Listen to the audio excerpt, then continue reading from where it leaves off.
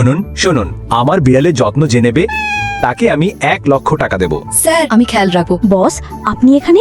জিয়া, তুমিও এখানে কাজ করো? তাহলে আপনি জিয়ার বস? বাহ, খুব ভালো। আপনি নিশ্চিন্তে আপনার বিড়াল আমাদের এখানে রাখতে পারেন, আমরা যত্ন নেব। শোনো, আমার বিড়াল কিন্তু প্রচুর খায়, তোমাদের কাছে ওর খাবার জোগাড় আছে তো?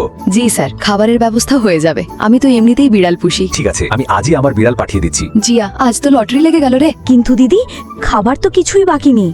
বসকে বলে আসি না?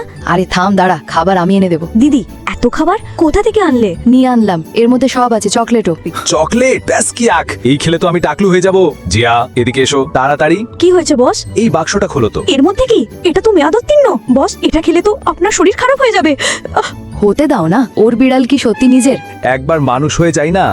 এটা আমার দোকান, তোর নয়। আমি এটা হতে দেবো না। স্যার, আমার জন্য আপনাকে এত কিছু সহ্য করতে হলো, আমি দুঃখিত। তোমার কোনো দোষ নেই জিয়া, আসল দোষ তো ওর। একবার মানুষ হয়ে যাই না, মায়ের কসম, তখন আমি ওর বিচার করব। দয়া করে জিয়া, বসকে কিছু বলো না প্লিজ। না, আমি সব বলবো, সব সত্যি। তুই তো আমার হাতে থাপ্পড় খাওয়ার পরে গেলে ঠিক হবি। পরবর্তী পার্টের জন্য কমেন্টে জানান।